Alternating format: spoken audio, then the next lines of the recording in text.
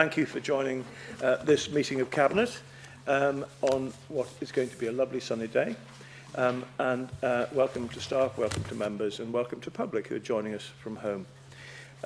We begin our meeting in the usual way, which is to go to apologies. Do we have any apologies for absence today? I think we do. Yes, Councillor Pajai. Okay, I think that's all. We then move on to the minutes of the last meeting, which I will sign at the end of this meeting if everyone is happy. Are you all happy? Yeah. Are you all in favour of that? Yeah, that's all unanimous. Thank you. Then disclosure of member interests, I will leave that to members to decide on how they want to tackle that one. So we move on to our first item, probably the most important issue that faces any council, or indeed any business, is the budget, the annual budget, which we have almost got to the end of the process. We've got another month or so. A lot will happen in that time because we are now open to public consultation. We've asked people to be kind enough to give us their views. We are giving presentations to the local area committees.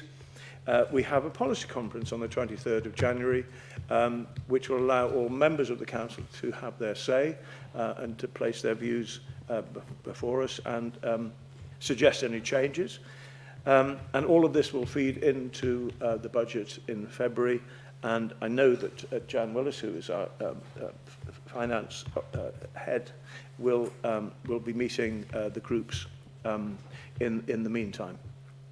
I do want to say right at the start a big thank you to all our staff in finance and to all our staff that are running their budgets throughout the council in whatever service it is, because it's never easy coming to a budget, coming to have to make difficult decisions inevitably on savings.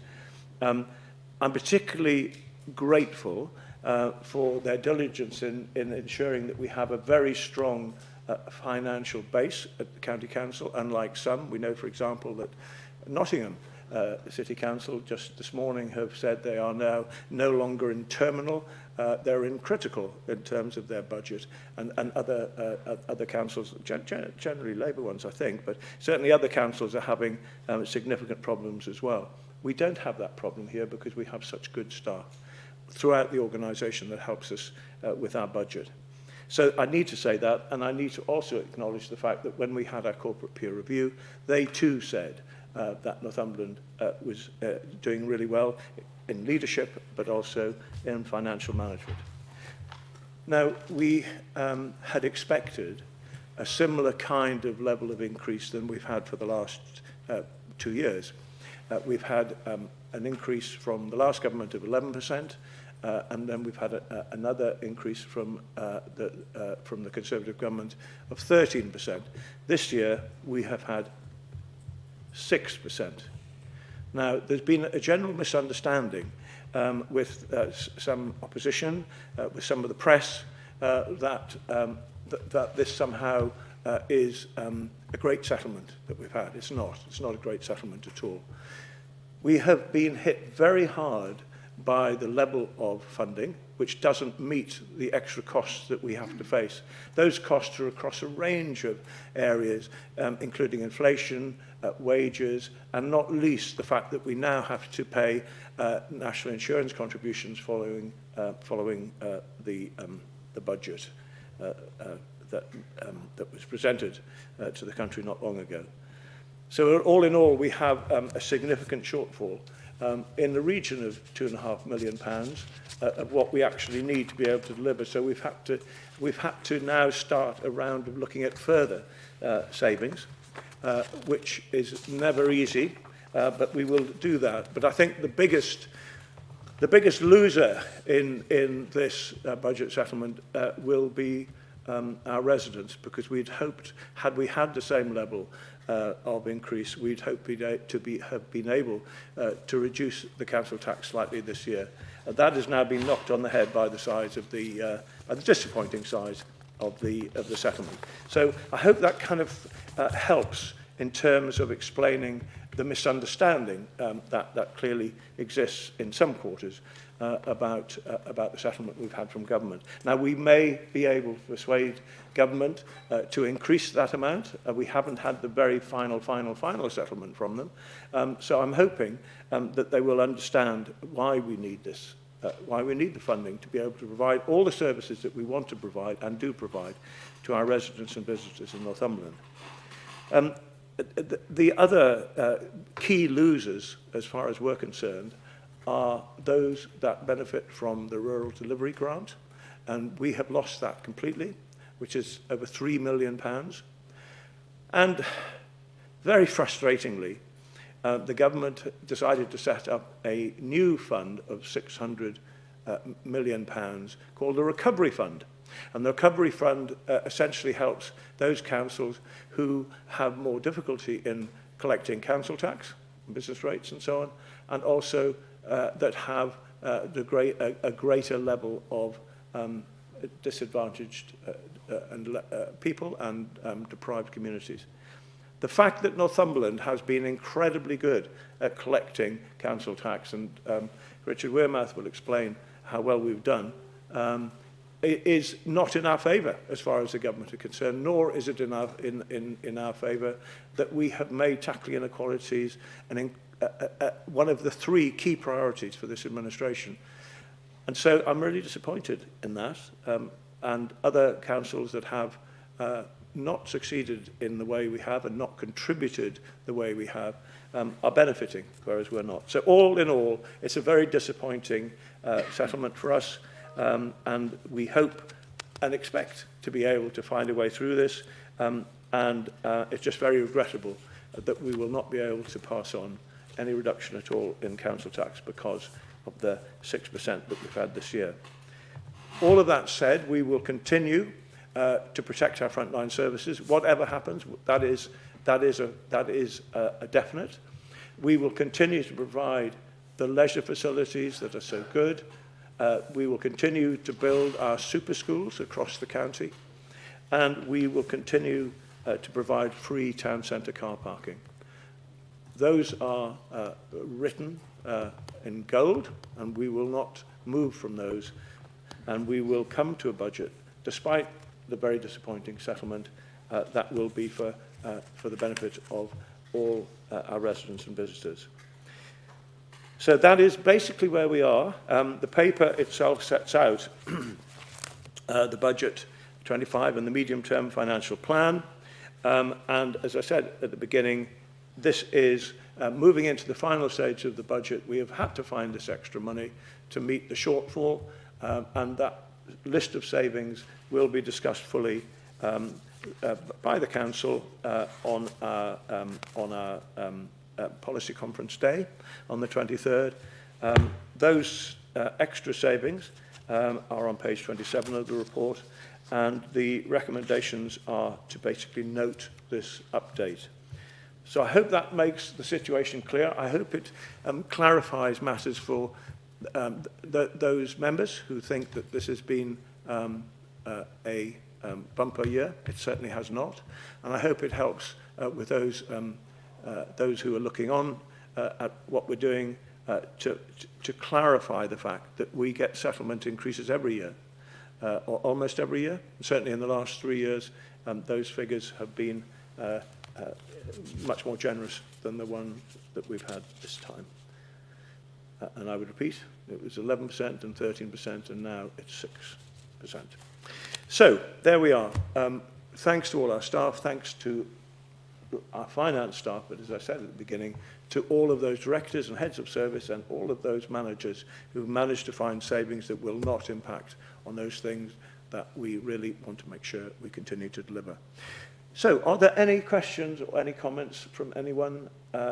If not, can I have a proposal proposed and seconded by Councillor Leonard Thompson? Are you all in favour of that recommendation? Yep, that's lovely. Thank you very much indeed.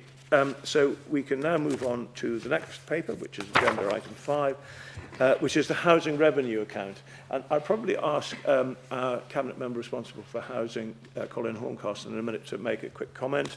What I would say is that this paper is around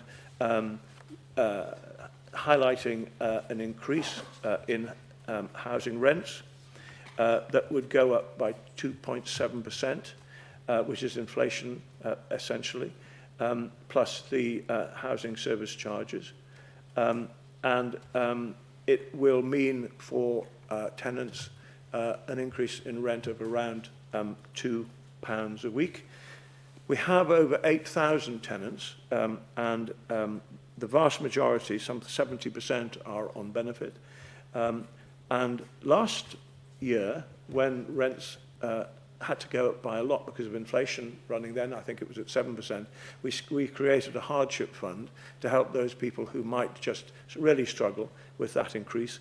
That hardship fund wasn't used up, and so we will be using some of the remainder there to help deliver us the service that we want, which is around tenant satisfaction, and we know that we have the best tenant satisfaction. I think I'm right in saying, Colin, the best tenant satisfaction of any council in the North East, and I'm deeply grateful for that. We want to continue to build housing, to affordable housing, and that's what we're doing, and we've had some great success there. And we also want to make sure that the housing is kept in good condition, which is why we have some voids at the moment. And now I must make it clear that the amount of voids we have is very similar to the percentage of voids that other providers have. So it is by no means exclusive to Northumberland, but what we're doing is keeping voids to, because we want to demolish some, we want to do major repairs on some, and generally this rent increase will find the money to be able to ensure that our homes are have received heat insulation work, have received all those really important bits of work that meet our environmental needs, and also to be in a really good state of repair. So that's where we are. Would you like to say anything to add to that, Councillor Horncastle? Thank you, Leader. Yes, indeed. This is a huge report, 70+ pages, so we obviously can't cover it all, but it's there. The report's there for everybody to see. There's 15 recommendations here, which hopefully the Cabinet will agree. Now, the HRA, the Housing Revenue Account, this deals with all the revenue, expenditure and income relating to the provision of our council houses and its related services. Now, the Leader has actually touched on a lot of the main points that I could have said, but I'm not going to waste time going over things again. But the HRA is under incredible pressure, so I can add to what the Leader said, because we've got increased borrowing costs, the higher levels of pay awards, utility inflation, stock condition surveys, electrical testing to ensure compliance with the housing regulator. We've got a void budget, £1 million to tackle the backlog of repairs on the houses that are standing empty. And we've also got demolition costs for unused dwellings. That's all comes out of this account.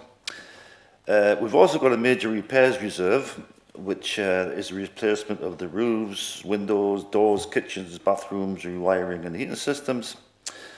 And we've got the current priorities to see to, which is the energy efficiency, building and safety compliance, damp and mould, which is seriously important and has been in the news a lot the last couple of years. And some of the increased provision that also we managed to achieve out of this account is just a brief example of some of the things we've done.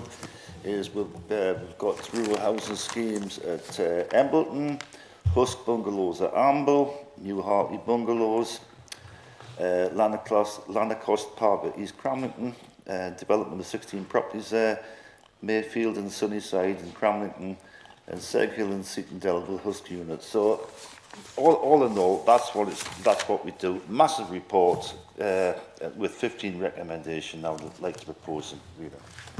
Okay, thank you for proposing that. Is there a seconder?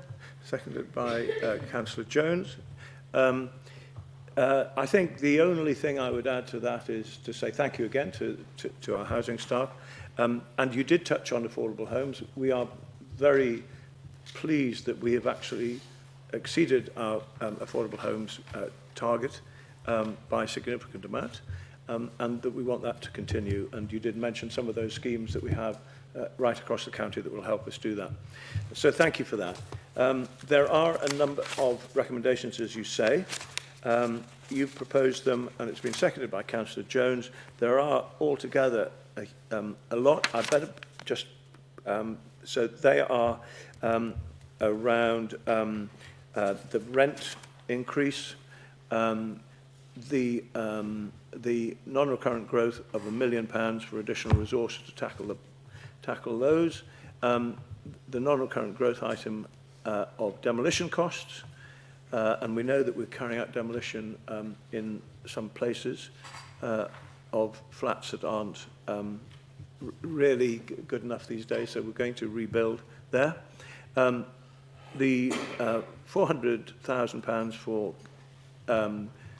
inflation, which we have in our materials that we have to pay for, and the cost of this national insurance again comes in, and the growth of electric testing, as you said, which is £100,000, stock condition survey, and then the expenditure of 36 million, which will be set aside over 4 years to invest in affordable housing, which we know about, so we need to improve that as well. The expenditure plan to 48 million for the major repairs programme, and the indicative 30-year housing revenue account business plan is detailed within Appendix 1. So there is an awful lot there that I'm asking you to agree. It's been proposed and seconded. We've explained why that rent needs to go up. We've covered all the issues within this paper. So I would ask if you're all in favour. Yes, that's unanimous. So thank you very much for that. Good. So that report leads us on to our next one, which is the Blythe Relief Road. Sorry, I'm so sorry. I'm so sorry. I've missed one because of these papers. Or little one here. It is agenda item 6. Thank you for that. So this is around BEST. Now, the BEST programme is essentially the programme that we began a year, 18 months ago, around transforming or transformation of the council.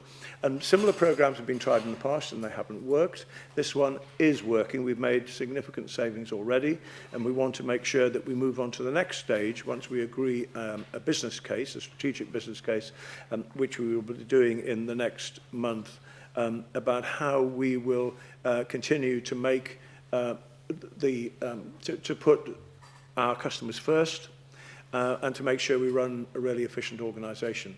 The County Council is a very is a great organisation, I think. I'm very grateful to all staff at all in all parts of the council, but I think most of them that I've spoken to at a whole range of level of responsibilities have all said we could do this differently, we could do this better, you know, and we could save money if we did this. So the willingness is there within the staff to look at how we might become more efficient. It's certainly the case that the administration want us to become more efficient, more streamlined, leaner, to use those expressions, but basically to make sure that we take staff with us completely and with the unions, to make sure that we bring around a strategic business case that will allow us to hopefully reach a target of between 50 and 60 million pounds of savings over the next 3 to 4 years. That is what we aim to achieve, and the track record, as I say, has been very successful. We've made significant savings. We've made savings so far in property. We want to do more around our estates. We want to do more about procurement. We want to do more about reducing the amount of agency staff that we use, and a whole range of other matters, which we will go into more detail when we bring the strategic business case in a few weeks. So this basically, the recommendation is to note the proposals for the next stage of implementation and the updated strategic business case, with the associated delivery costs and revenue savings that will be brought to Cabinet approval as part of the budget setting process in February. So there we are. That's the proposal that I'm now making, seconded by Councillor Watson. Are there any queries or questions on this? No? Okay, so are you all in favour, please? Thank you. That's unanimous. That takes us through to the Blythe Relief Road, and I'm going to ask Councillor Wearmouth to take us through that, please. Thank you, Leader. So this is the latest update on the Blythe Relief Road. There's a couple of recommendations that I'll move into in a moment. The project's been running over a period of time. We've made sure that we've got money behind this development because we know that we need to significantly improve the performance of the road network around Blythe. It is a challenging place to move around at the best of times, and as I've said in previous meetings, we're very grateful to the people of Blythe whilst there's so much work going on the railway, on the town centre and so on. We've been incredibly grateful of the patience that they've shown whilst we've been making significant improvements. This is the next one. We, as Cabinet will be aware, voted through some money last year to make sure that we could continue with some of the planning studies, to make sure that we could finalise the route, and indeed you can see the route on figure 1 of this report on page 3. Which includes dualling of the southern road along the south of Blythe, linking with the Three Horseshoes roundabout, but also importantly some works at Chase Farm and linking that to Tynedale Terrace and through into central parts of the town. And that's really important because that will be the bit that helps in addition to relieve some of the pressure that we all know is faced by Coupon Road, which does have significant traffic on it on many days. The recommendations are as follows, which is that last year we were asked to provide an updated business case to the Department for Transport, who we've been working with closely over many years to develop this scheme. We have finished that process of refreshing the business case, and we wish to submit it. And so we're asking for your permission to do that. We also ask that we delegate authority to the Executive Director of Place and Regeneration, that we can submit the planning application to the local planning authority, which of course is ourselves, but nonetheless, obviously we need to do that and go through all of the proper processes. That we approve some additional money, £0.72 million for some design work and further development work as we continue with the development of the scheme, and also that we put into the medium-term financial plan £5 million to cover some match funding, and 0.6 million of this is to be spent by the end of this year at the latest. And this is in terms of the Council's contribution to the scheme, which we suspect might need to hit 15%. Of course, we would hope that the current government would honour the commitment of the last government and pay for the scheme in full, and we will continue to make representations to achieve that, not least because it would free up this match funding potentially to do other things, and we have, as you'll be aware, Leader, been talking to officers about any other possible work that we can do along Coupon Road, which is an incredibly complicated road in terms of its junctions and its signalling and so on and so forth, but we are pushing on that question. And finally, the recommendation on here to update the capital programme accordingly. And I think that probably covers the main parts that I wanted to discuss. I'm just having a quick look to see if there's anything else in here, but I think that I've covered all the points. Leader, thank you. Thank you very much. So this underlines our commitment to Blythe.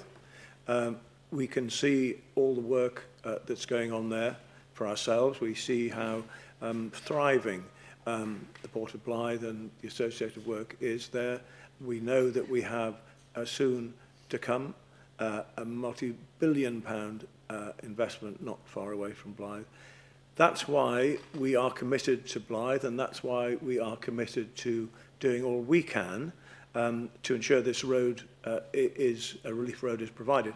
Now, Richard, you along with officers, found an extra £1 million a few months ago to make sure that the work stayed on track, thus demonstrating the commitment that we have to spend real money of the County Council on ensuring that we continue with this project. Like yourself, I hope very much that this new government will be as keen to see this road done as the previous one was, and we are very keen to do that ourselves, and we will remain fully committed to Blythe, as we have been throughout this administration. Are there any queries or questions?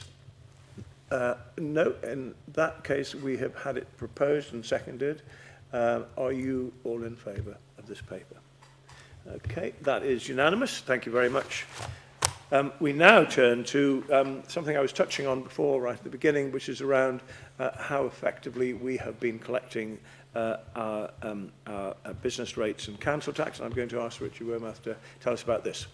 Thank you, Leader. So yes, this council has a very, very good track record of bringing in council tax and of business rates, and this paper puts it in very clear terms exactly how well we've performed. So if you look to some of the tables in here, you can see that we have in fact brought in an extra £10.4 million above what might reasonably have been expected, and 2.4 or 2.5 nearly million pounds of that was council tax, and 7.6 million of that is in business rates. And I'd like to just take a moment to thank the team in collections and in the wider finance team who deliver this strong performance every time.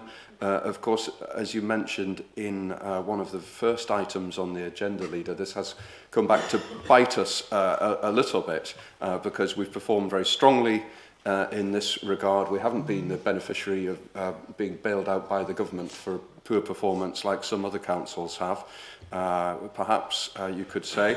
And indeed, in this table, you can see that we're returning £3.4 million to the Treasury, which, you know, to quote a large grocer in the country, every little helps. I'm sure Rachel Reeves will be delighted that we're sending her back some money while she's busy taking money off us. But unfortunately, we don't have the option to withhold cash like she does to the council, Leader, as much as we might like to. Worthy of note also, there's another £192,000 that the Police and Crime Commissioner, Susan Dunworth, once a councillor in this council, will receive. I do very much hope that she spends that additional cash that we are sending to her in Northumberland, and I'm sure that members from across the council will have some suggestions for her as to where she could allocate that money. And with that, I'll just move the recommendations, which are 3.1 through to 3.4, which are just about approving and noting the effective contents of the report. Thank you. That's Councillor Patterson. Yes, thank you very much indeed. So yes, I would agree with you. Great, thanks. And I'm sure that the Police and Crime Commissioner will think of us when it comes to her budget and use this money for the benefit of those people that actually provided it here in Northumberland. So, proposed and seconded, are there any questions or queries? If not, then are you all in favour? Please, show. Yes, that's unanimous. Thank you very much indeed. So then we move forward to the corporate risk management. This is a paper that is just here for our information. We're going to pass this on, if we agree the recommendation, to the audit committee where they can go through this in detail. And I think that's the best way that we can do this. And that's what the audit committee is there for. So if everyone is happy with that recommendation, I'm proposing it and seconded by Councillor Wormuth. Are you all in favour of that just going to the audit committee? Yes, you are. Thank you very much indeed. That takes us to number 10, which is the summary of the new capital proposals considered by the Officer Capital Strategy Group. Richard Wilmouth. Thank you, Leader. So just one on the list for this Cabinet, but there'll obviously be more in the future. And this one relates to part of the wider Cramlington regeneration work that this Council have been doing in partnership with the Town Council. We've had a really good discussion with local residents going on over a period of time that's identified a whole set of priorities for Cramlington in terms of a wider town investment plan. The Cabinet have already passed some funding through for some of those projects, and this is the latest one, which is for Alexandra Park, and it's an activity trail which complements a lot of the work that Cramlington Town Council have already done in the park to improve it over recent months and years. This will cover, as you can see in the report, some equipment installation, some safety surfacing and groundworks and remedial works, and line markings and so on and so forth, all part of making sure that we keep Cramlington an incredibly special place to live, which everyone's been doing a very good job of. So happy to move the recommendations. Ultimately, the Cramlington Town Council will implement these works, and we will passport the funding through to them to enable them to do that. Good, thank you very much. Are you proposing the recommendation? Yes. And seconded by Guy Renner-Thompson, I think. Any questions or queries? I would just like to say I had the pleasure of going to see the plans and the location of the dementia garden, and met the mayor, who's a marvellous person, and along with a number of other members of the town council. And I just want to say well done to everybody involved on our side and on the Cramlington Town Council side, and our Cramlington County Councillors, who have worked really hard to find projects to make a big difference in Cramlington. What a load of ambition they have. It's really marvellous to see that. So they have this £3.5 million to make Cramlington an even better place, and they are getting on with it, and all I can say is well done to all of you. This has been proposed and seconded. Are you all in favour of this? Agreed. Yes, that's unanimous. Thank you very much. Takes us on to agenda 11, which is the dedicated schools grant. So I'm going to ask Guy Renner-Thompson, who's a cabinet member responsible for schooling and education, to tell us, first of all, is this what we wanted, or have we got more than we had expected? Thank you, Leader. So the dedicated schools grant is the amount of money that the council gets to distribute to schools in Northumberland every year from the government. There are 3 recommendations, which I'm sure you've all read, but at the time of writing this report, we didn't have the exact figures. We had our estimated figures. The final figures from government have come in, and it is substantially less than we were expecting, about £3.7 million. Now, we still have to discuss this with the Northumberland Schools Forum, so we're not going to go into detail here, but from a very high level, from a strategic point of view, it means we're not going to be able to do some of the things that we would have been ambitious to do in the year ahead, some of the things we would have liked to do. So the recommendations are there. They talk about agreement with the Schools Forum on how we divvy up this funding. That meeting is coming up very, very soon. After that meeting, we can report back, but that is a public meeting that some of you are in. But yes, we're not getting as much money as we thought we were going to get. Okay, are you proposing the recommendations? Yes, I'll propose the recommendation. Okay, thank you, and that's seconded by Councillor Stewart. Are there any questions or queries on this? Somewhat disappointing settlement, and as you say, it's only right the Schools Forum discussed this, but I know that the Schools Forum have been concerned about the increasing costs that we have to find, particularly around special education needs pupils. As we often say, those pupils are exactly the same in terms of importance as mainstream school pupils.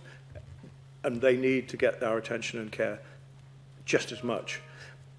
But we do have this extraordinarily high increase in these in this area, and the fact that we haven't received sufficient funding to help us with that is obviously very disappointing. But we will keep on with this, and hopefully we will. The Schools Forum will come up with some suggestions, and thank you very much for the work you've done and for staff on that. So if there are no questions, being proposed and seconded, are you all happy with those recommendations? And that's unanimous, thank you very much. Now, we come on to Councillor Colin Horncastle, who's going to tell us about the conservation area character appraisals for Alnmouth, Lesbury, Warkworth, Embleton, Sea Houses and North Sunderland. Over to you. Thank you, Leader. This is a massive report. It's 250 pages, and it goes into so much detail. So before I go any further, I would just like to thank the report author, Sarah Rushton, and her team for the amount of work they put into this fabulous document. It's full of information, pictures and narrative, and it points out all the special features in these 6 coastal villages and why we need to preserve and enhance them. So the recommendation is simply to note the contents of the conservation area character appraisals for Alnmouth, Lesbury, Warkworth, Embleton, Sea Houses and North Sunderland, and endorse the use as evidence base and guidance to help manage them. So why we're having a review is that Warkworth, Alnmouth and Lesbury were designated as conservation areas in 1972. That's over 50 years ago. And Embleton, Sea Houses and North Sunderland were designated in 2005, 20 years ago. So it's time for review. And we have an ongoing programme of reviewing conservation areas as resources allow. And it's timely that we actually do this now. The good thing is that we had no requirement to engage with the public, but we've been out and consulted with the parish councils in that area, which shows really good engagement. The last point is that the council has a legal requirement to formulate and publish proposals, and that's what this is doing. So go back to the recommendation, Leader, and I would like to propose that, but again, just make sure that my thanks are passed on to the people who put this massive document together. And all of these are villages that we obviously visit quite often when we're travelling around Northumberland, because these are the villages we actually go to. There's so much more in this document that we had no idea existed, and it's an absolutely fantastic document. Excellent, thank you very much for that. Are you proposing that recommendation? Yes, you are. And it's seconded by Councillor Riddle. Today. Thank you very much for that. Are there any questions or queries? Yes, Councillor Watson. Just to comment that I was impressed by the way they carried out this proposal, in that they came along to the parish councillors and went through with them and picked up information from the parish councillors that otherwise they might not have picked up. So I congratulate them for that, and it's a good report. Thank you. Good, excellent, thank you. Councillor Patterson. Thank you, Leader. It's been my privilege over the last 8 years as the County Councillor for the Long Houghton Division to look after some of the most beautiful villages in Northumberland, and no more so than Embleton. So it's vitally important these conservation reviews are undertaken in order to preserve the historical value and the charm of Embleton village, and also of the other villages. And due to boundary changes, Lesbury and Alnmouth will become part of the Long Houghton Division in May of this year. And it's absolutely vital these important areas of conservation are preserved, valued for posterity. Thank you. Yes. Thank you very much for that. And I think we'd all agree. It just goes to show, actually, the breadth and depth that the County Council is involved in. Geographically in the county. So we've been talking about Blythe Relief Road. Now we're talking about a completely different part of the county in which we have been helping these great people who pulled this report together. And so thank you to all of them, and I would repeat exactly what Councillor Horncastle said. Without the help of professionals and volunteers, these things would never happen.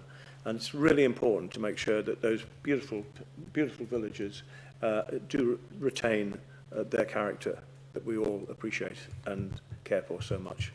So it's been proposed and seconded by Councillor Riddle. Are there any questions or queries over and above the ones that we've just heard? If not, then can we have a vote on that recommendation? And that is unanimous. Thank you. Going to turn to Councillor Gordon Stewart now to give us an update on the Northumberland Air Quality Strategy. Yes, Leader, thank you. You will recall officers made a presentation to Cabinet a short while ago, and you remarked how dedicated and professional and knowledgeable those officers are. What could be more important to the life every day of the public and the community than the fresh air we breathe here? So the recommendation today is to approve the Air Quality Strategy 25 to 30, and I'll give it a few details about that. We are required to have one, and we're delighted to have one, and you'll note that our air quality is classed as good. Now, it may not seem top range in some verification formulas, but good is the highest you can get. We will never be perfect in Northumberland, but it goes along the lines which Councillor Horncastle just mentioned about our beautiful coastlines there and the work we're doing there. It will be revised every year because of the changing place here. And Councillor Williams just mentioned about the Blythe Relief Road. Actions such as that by this government that we have, and the previous one, and this Conservative Council, looking at the impact upon communities and the way we build roads, the way in which we construct the Northumberland line, the way in which we support house builders along here, and the amount of investment into schools in Northumberland we've seen in the last few years as well. That all impacts upon having a good air quality here at all.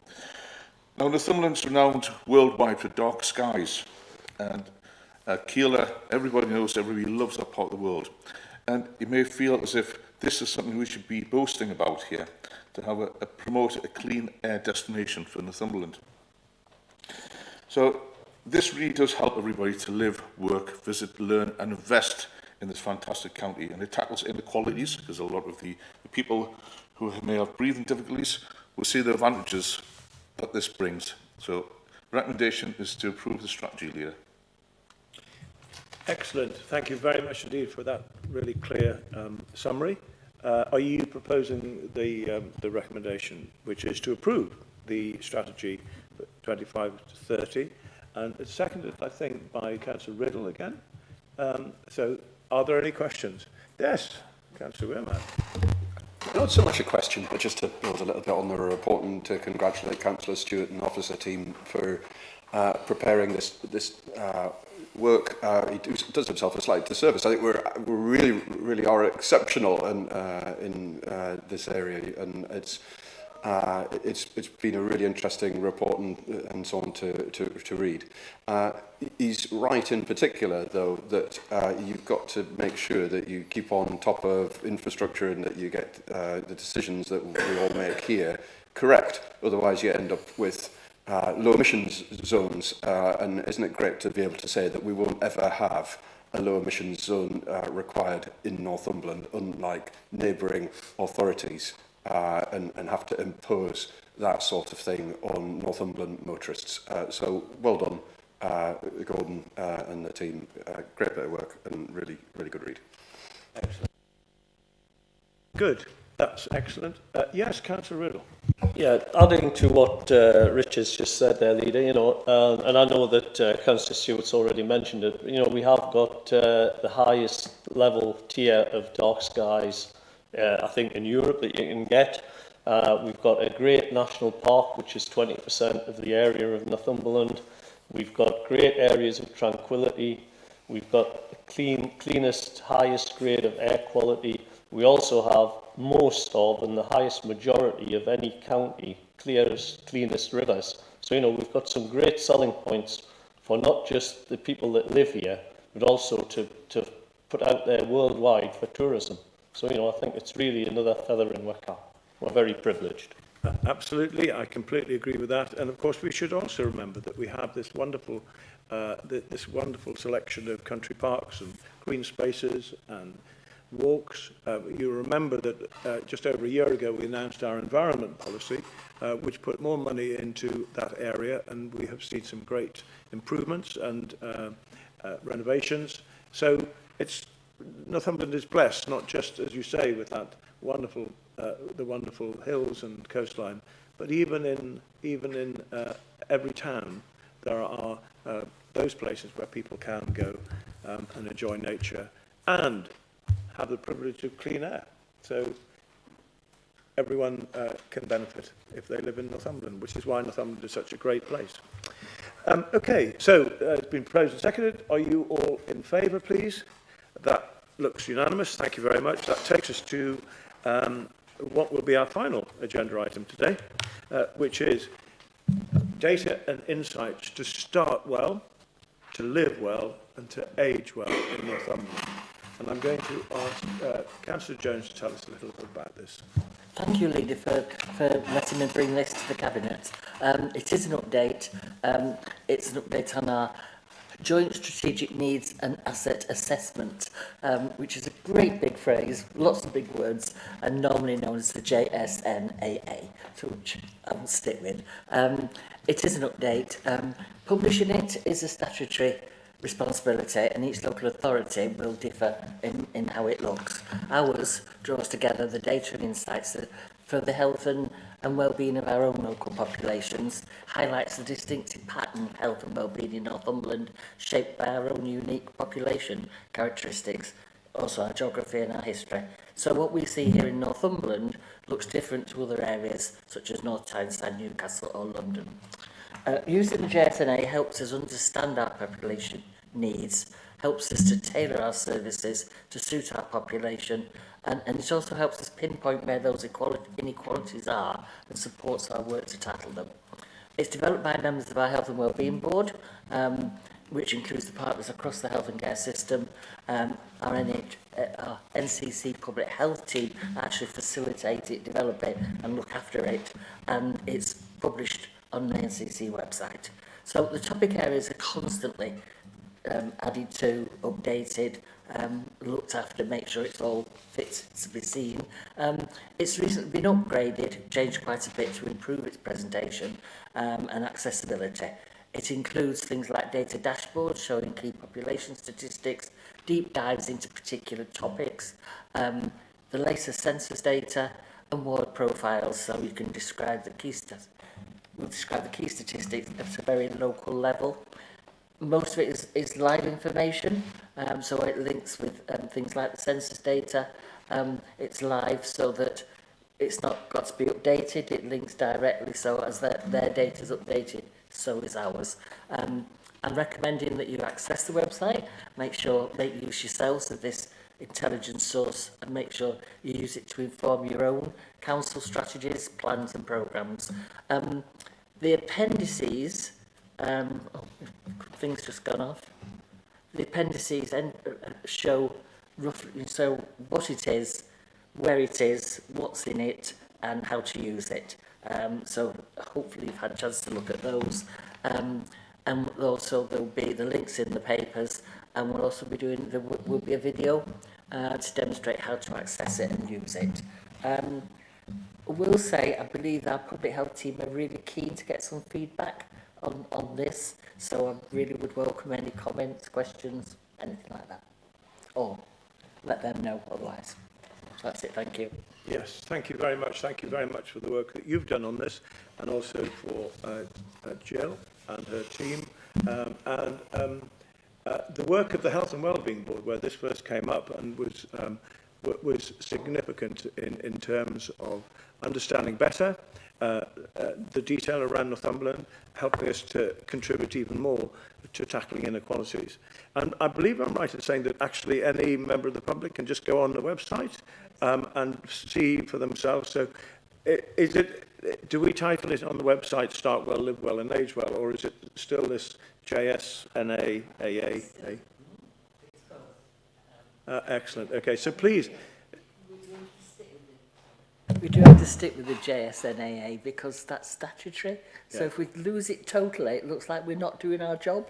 You know, Yes. we do have to stick with it, but I agree that using Living Well is good. So you will find it on the website. Yeah. So thank you. And so you're suggesting if as many people can go onto our website, have a look at it, and if there are any comments, let our public health team know and our experts, which is good advice. Absolutely. And I really do acknowledge that the depth of commitment there is from members and from staff around understanding and doing what they can to help make sure that our residents start well, live well and age well. And that remains our commitment to everyone that lives in Northumberland. So thank you for that. Okay. Just go and use it. It's really good. Okay, so there are some recommendations. So it's use the data on the website to inform policies, strategies and programmes across the council, yes, and agree the work plan to further build our intelligence about Northumberland's health and well-being, so we can actually have the more we know where there might be need, the more effective we're going to be working with our partners, and we have a great record of working with partners in tackling inequalities, and great work going on there, and also through the Health and Wellbeing Board. So those are the recommendations, seconded by Councillor Patterson. Are there any questions or queries about this? No, so that is what we would like you to do. Go on the website, please, and see how it looks where you live. And please make any comments you have, because we'd really like to hear from you. So are you all in favour of those two recommendations? That looks unanimous. Yes, thank you very much. We have one small item we need to do next, which is in closed session, nothing suspicious or anything like that, just something that we have to do that by its very nature is confidential. So I'm going to ask if you are going to propose the correct recommendation proposal. Yes. Yes. Happy to recommend Okay, we move into closed session in accordance with the relevant Act. So are we happy to go in closed session? So can I thank everyone, please, who've joined us today, and look forward to seeing you at the